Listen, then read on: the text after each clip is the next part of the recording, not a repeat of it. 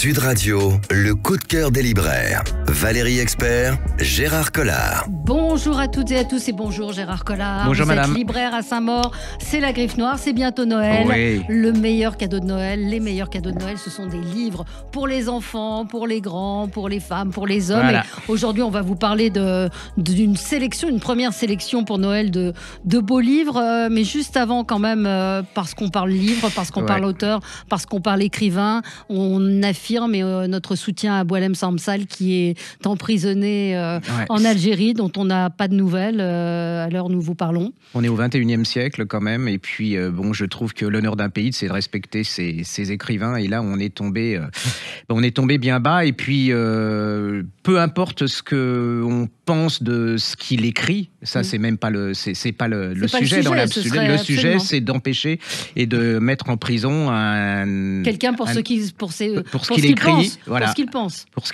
ce qu'il écrit, et je trouve qu'il y a quand même un certain silence. Enfin, je m'attendais à ça commence à monter quand même. Oui, mais ça a été long. Et puis il y en a certains, enfin je n'aimerais pas, mais qui commencent à dire oui, mais quelque part il l'a bien mérité. Et ça, je trouve ça tellement abject et tellement immonde, parce que c'est quand même un monsieur de 75 ans.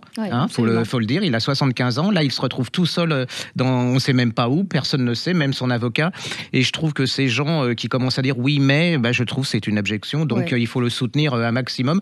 Et l'idée de Ruffin, je trouve qu'elle est formidable, de dire qu'il soit écrivain, académicien, et qu'il soit élu académicien comme ça, sans passer par tout le tintouin qui est nécessaire, pour bien montrer la solidarité du monde de la littérature et de la culture. Ça grasse un petit peu en interne, mais oui, moi, ça c'est normal. Il y a quand même 40 sièges, 40 fauteuils qui sont vacants. Et puis c'est un homme de talent, c'est-à-dire ce qui n'est pas le cas de tous les académiciens. Non, ça c'est sûr. Donc c'est notre coup de cœur à Boualem Sansal, et coup de gueule contre ces libraires qui boycottent des maisons d'édition parce que le patron ne leur convient pas, des libraires qui ont décidé de ce que vous pouvez lire ou ne pas lire, des libraires qui sont idéologisés et qui estiment que parce que Vincent Bolloré est le patron d'une maison patron d'un groupe de presse, d'un groupe d'édition, et qu'ils ne sont pas d'accord avec son idéologie, vont boycotter des écrivains, vont boycotter quand vous publiez pour Kalman Levy ou pour Plon, je ne sais pas lesquels font partie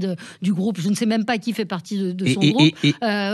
C'est d'une stupidité rare. Et Dieu sait si j'ai dit du mal, il y a des gens que j'aime pas en littérature, et Dieu sait si on m'a reproché de faire des critiques qui sont plutôt pas sympathiques sur certains écrivains, mais il y a toujours, j'ai eu un principe, c'est qu'il y avait toujours le bouquin de cet écrivain dans la librairie, parce que c'est pas à moi de censurer, surtout. C'est pas possible pas possible qu'un libraire censure des auteurs. C'est au nom de quoi je m'autorise le fait de dire ça vous pouvez le lire et ça vous ne pouvez pas le lire. On va rentrer dans un truc pas possible, quoi. C'est vraiment l'anti-démocratie.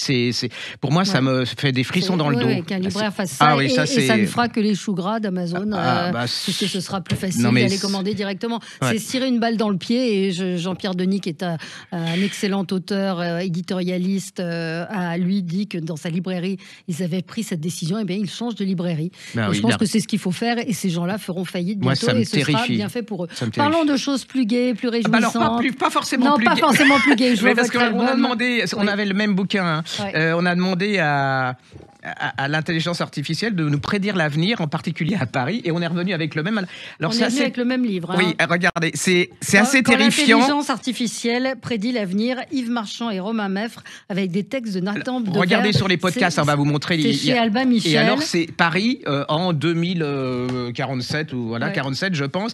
Et là, vous avez tous les monuments de Paris, les endroits de Paris qui sont en ruine, mangés par la nature.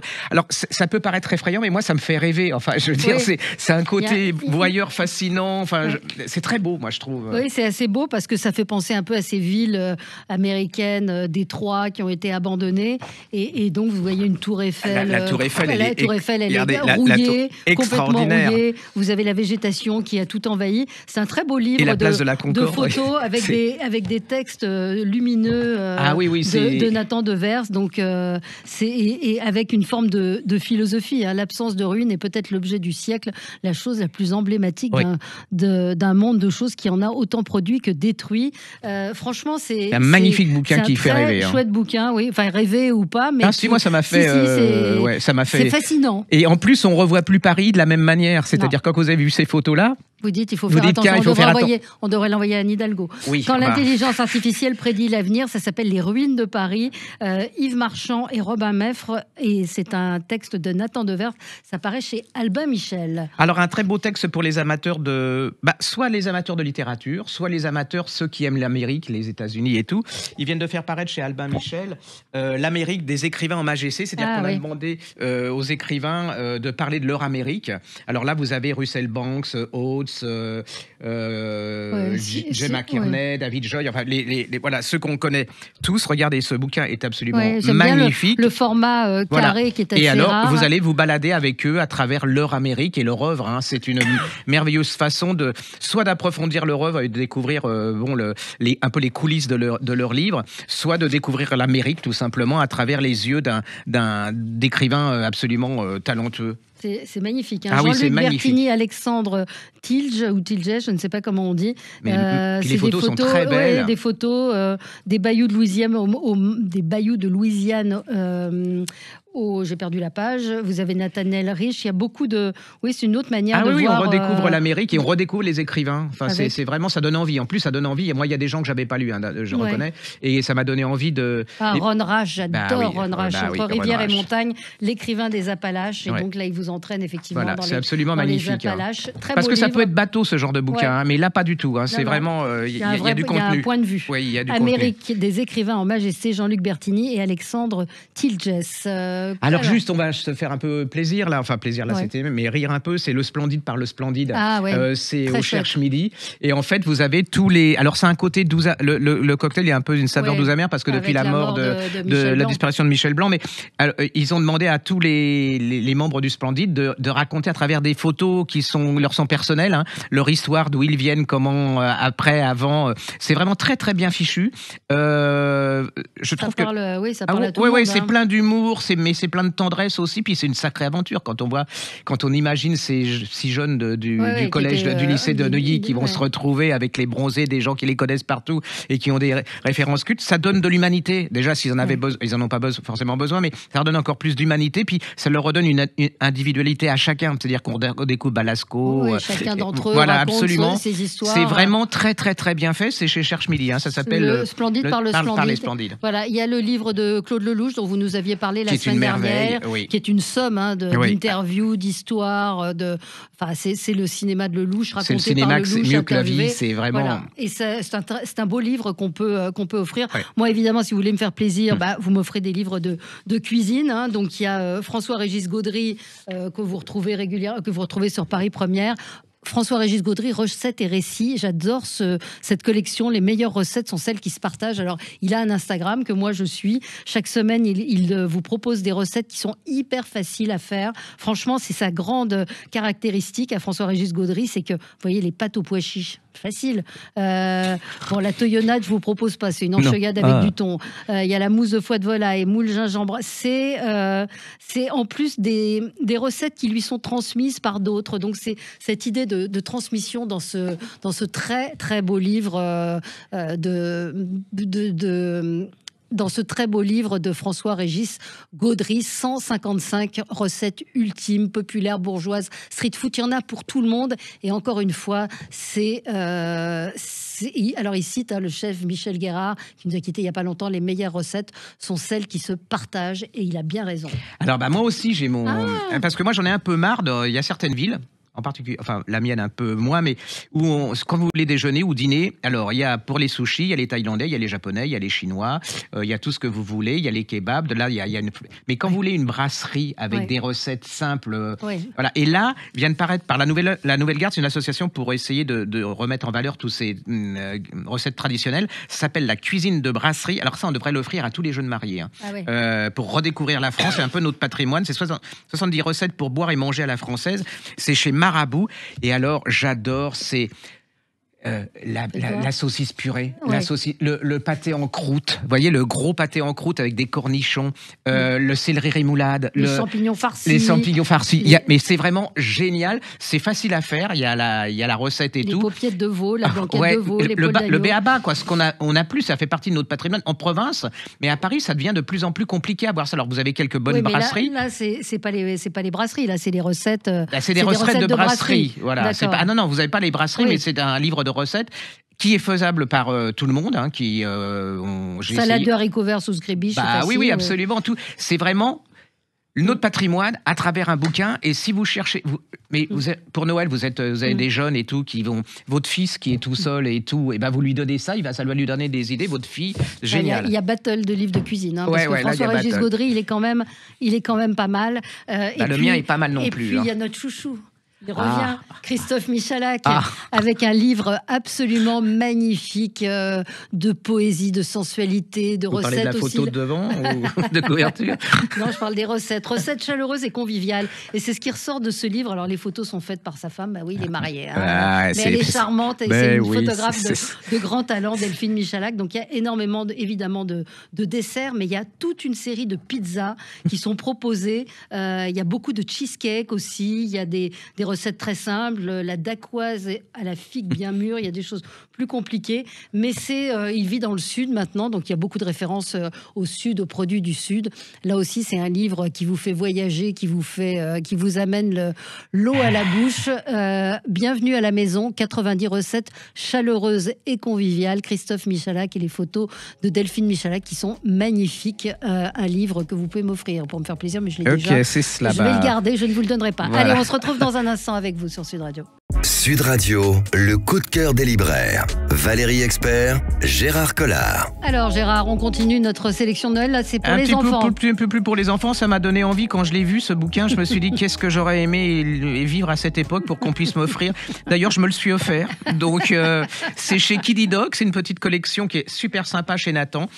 Ça s'appelle le Kiddy Dog des pirates. Ouais. Et alors, dedans, vous avez toute l'histoire des pirates. Mais alors, je vais vous montrer parce que... Alors, regardez le podcast. Pour ceux qui nous regardent en vidéo sur le podcast de Sud Radio. Et vous avez un magnifique... bateau de pirates, ça s'ouvre de partout. De tous les côtés. Il y a des petites fenêtres où vous pouvez regarder la vie. Mais c'est très, très intelligent parce que là, ils vont vraiment découvrir d'où viennent les pirates, pourquoi il y avait des pirates sous couvert du... C'est super bien fait, cette collection. Ah oui, moi, j'ai un passionné de dinosaures qui connaît toute vous savez pourquoi ils étaient pirates, où ils habitaient, qu'est-ce que c'était qu'un bateau de pirates. Vraiment, c'est génial. Ça s'appelle le Kiddy Dog des pirates. C'est chez Nathan. Moi, j'ai adoré. Ah oui, non, c'est super. Hein. Il y a effectivement plein de choses dans cette collection. Le Kiddy Dog du corps humain, c'est une façon intelligente et ludique. Puis c'est beau, hein. Franchement, c'est beau, c'est plein d'humour. Et j'en ai un autre comme ça. Je sais que vous aimez ça aussi, moi aussi. C'est Cherche et trouve en 3D dans le temps. C'est pour apprendre l'histoire. C'est chez Ozu, pareil. Hein. Vous regardez, là, vous ouvrez le livre et regardez. Oui, alors c'est un livre en pop-up. En pop-up qui s'anime. Je le mets à l'envers, je crois. Et donc, non, c'est bon. Non, c'est bon. Et donc, il y a des cherches et trouves et vous devez les trouver. Et vous trouvez les Romains, par exemple. Vous avez là. Et le château. Voilà, ça, c'est chez Ozu. Ça s'appelle Cherche et trouve dans le temps en 3D. Et c'est magnifique. Alors ça c'est un monument, c'est Mafalda. Ah bah oui. Mafalda, l'intégrale. Je ne sais pas si vous voyez ce livre, l'épaisseur. Ça paraît chez Glénat, donc c'est cette petite fille qui nous a tous bercés, mais qui continue de plaire aux enfants. Aujourd'hui, elle a été créée en 64 et c'est vrai que cette édition intégrale reprend tout. Les dessins en noir et blanc, ceux qui ont été coloriés, et puis des illustrations inédites, et puis l'histoire de Mafalda. Donc moi je sais que j'en ai offert, j'ai offert des albums à une petite fille de 9 ans, et qu'elle a adoré. C'est chez Glénat, c'est une somme pour les fans, alors les jeunes et les moins jeunes. Édition intégrale, toutes les BD, tous les strips, comme on dit, de Mafalda, qui sont dans ce livre, publié chez Glénat. C'est génial, hein, parce que c'est super. 64, vous imaginez. Ça a bien vieilli. Et ça marche toujours. Quoi. Donc il y a l'histoire de Mafalda qui est expliquée, qui vous est racontée, et c'est malin, c'est drôle, c'est super. Alors, on n'est pas forcément voilà, vous n'avez pas nécessaire d'être très riche pour faire un joli cadeau. Et vous savez ce qu'on met dans les assiettes, j'adore. Et alors, je suis pas très fan d'habitude parce que vous savez, les éditeurs de poche, format de poche, font des collections spéciales pour Noël. Ils en profitent pour avoir le même texte, un peu de couverture moche, et ils vous augmentent le prix de je ne sais pas combien. Et là, je trouve que en point, ils ont fait une très très jolie collection. Là, par exemple, il y a les Liaisons dangereuses. J'ai Belle Amie. Et regardez les couvertures. Elles sont très jolies. Ah oui, c'est beau, radiguet. Voilà. Ouais. Là, vous avez Belle Amie. Et là, vous avez les Liaisons dangereuses. Et je trouve que pour un dîner de Noël, ça brille un peu, c'est très sympa, voilà. Et c'est pas, des classiques. Bah oui, ça vous retourne. Donner des classiques à lire. Moi, j'ai reçu ça, je l'ai pas encore lu, mais je trouvais que c'était une très bonne idée aussi dans le genre idée de Noël. Regardez la couverture comme elle est sympa. Ah, ça marche. Alors, ça s'appelle The Fisherman, John Langan. C'est chez J'ai lu avec cette tranche rouge. Dans le temps, ils étaient rouges comme ça. Hein. Et donc, c'est une histoire de deux pêcheurs au bord d'une rivière. Il y a une légende qui parle d'un monstre dans cette rivière. Ils vont essayer d'aller voir ce qui s'y passe. Bref, c'est à la fois visiblement du folklore, du polar et des légendes anciennes. The Fisherman, John Langan. Je trouve que l'objet est particulièrement réussi avec cette couverture miroir. Là aussi, petit cadeau à glisser dans l'assiette. Alors moi, j'ai une passion pour une femme, une actrice, c'est Danielle Darrieux. Ah, oui. Et vient de paraître aux éditions Télémac les films de Danielle Darrieux avec une préface, où je ne sais pas si c'est lui qui l'a fait, ou une préface, je me souviens plus, de Pierre Murat. Et alors là, vous avez, il raconte Danielle Darrieux à travers tous ces films. Alors Madame de la Ronde, Le Rouge et le Noir, Les Demoiselles de Rochefort. Et c'est une femme extraordinaire qui est d'une élégance absolument incroyable et qui arrive à donner à vivre ses personnages tout en restant cette femme. Je sais pas, elle me fait penser un peu à Audrey Hepburn. Enfin, c'est un peu le côté Audrey Hepburn français, c'est-à-dire que c'est indémodable, c'est tout en finesse, en délicatesse, mais on sent que derrière il y a du vivant, quoi. C'est pas comme certaines actrices maintenant où c'était une femme. C'est vraiment magnifique. Allez-y, c'est un très très joli livre et ça vous fait complètement découvrir toute une histoire de France à travers les films de Danielle Darrieux. C'est une très très très bonne idée et le livre est très très beau. Très très beau, tout est très très très très beau. Pour une idée, pour les amoureux du vélo, c'est Éric Fotorino dans la collection des dictionnaires amoureux. Le dictionnaire amoureux du vélo chez Plomb. Je pense que là aussi, si vous avez des pères, grands-pères qui ont été fans de vélo, parce que Éric Fotorino, il est incollable il a commenté le Tour de France, donc il a fait tout des sur romans le vélo, voilà, porte-bagages, étendeur, la portière. Donc c'est pas que le Tour de France, c'est tout ce qui concerne le vélo. Donc dictionnaire amoureux du vélo, c'est chez Plomb. Et il y a celui que vous aviez adoré, qu'on avait adoré tous les deux, sur les cafés, qui est absolument extraordinaire. Jean-Marie Gouriot, c'est vraiment un bulle de bonheur. Parce que dans cette collection, tout n'est pas forcément bon. Et il y a celui qui vient de paraître aussi sur l'amitié, qui est très très beau et qui est un très joli cadeau pour Noël. François Morel et de son fils. Voilà, absolument. Oui, cherchez dans cette collection des dictionnaires amoureux, il y a de très belles choses. Alors j'ai reçu un coffret, je l'ai pas là, le thé des écrivains. Alors c'est une grosse, j'aime pas trop les coffrets d'habitude, mais là c'est plutôt, d'abord il y a une boîte de thé dedans, donc c'est plutôt sympa, et est accompagné d'un recueil de poèmes, de poésie à lire en buvant du thé, de poètes qu'on ne connaît pas forcément, qui sont, en plus je trouve que c'est pour le coup assez joli comme édition, et ce sont des poésies de l'Orient, pour la plupart d'entre elles, d'Inde, et ce sont des femmes aussi pour une grande partie. C'est un très joli coffret si vous avez des gens qui aiment le thé, ne lisent pas forcément beaucoup. Il faut aimer la poésie, mais c'est très chouette, très chouette. L'expérience thé des écrivains, 10 cartes qui présentent des poètes en dégustant avec ce nouveau thé. C'est sympa. Ouais, c'est sympa. Moi, j'ai un... Alors... on va se faire peur. J'ai adoré ce bouquin. C'est de Alexandre Galland et de Delphine Jacquot. Pour une fois qu'ils mettent les trucs en gros, c'est bien. Ça s'appelle Fantôme, 60 histoires hantées, et c'est chez Seuil Jeunesse. Mais Seuil Jeunesse, moi je l'ai lu, j'ai découvert plein de choses extraordinaires. Non, c'est toute l'histoire des fantômes à travers le temps, et vous avez des choses absolument incroyables. Alors ça va depuis les origines jusqu'à des pyramides, les Vikings et ainsi de suite. Et vous avez jusqu'à nos jours, vous avez des... Et c'est quoi? Ah oui. Et il vous montre par exemple comment on prenait les photos, le spiritisme, comment on prenait des photos des pseudo-fantômes. Il y a plein de choses comme ça jusqu'à nos jours. Il y a les fantômes qui sont des héros, le fantôme de l'opéra et ainsi de suite. Il y a Conan Doyle qui était un spirit absolument incroyable.